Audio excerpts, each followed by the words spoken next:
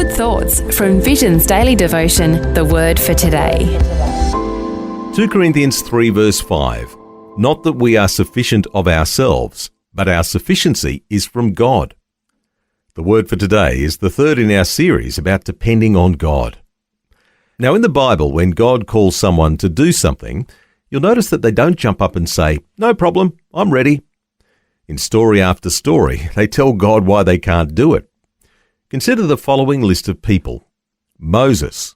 He said, "I've never been eloquent. I'm slow of speech and tongue." Then Gideon.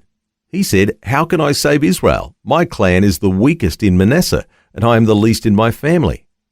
Abraham said, "Will a son be born to a man 100 years old?" Jeremiah said, "Alas, sovereign Lord, I don't know how to speak. I'm too young." Isaiah, "Woe to me, for I am a man of unclean lips."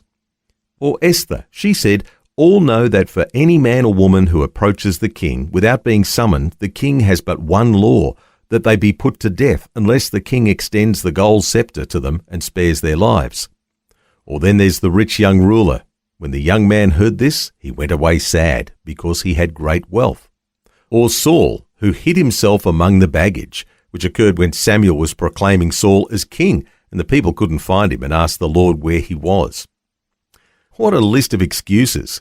Too inarticulate, too weak, too old, too young, too sinful, too dangerous, too rich, and too hesitant. Yet God used every one of them to fulfill his purposes. And Paul tells us why in 2 Corinthians 3 and verse 5. Not that we are sufficient of ourselves to think of anything as being from ourselves, but our sufficiency is from God. So today, depend on God. That's Vision's word for today. The Word for Today, Australia's most widely read daily devotion. Read it, share it or subscribe. Free at vision.org.au or in the Vision app. Just another way Vision is helping you look to God daily.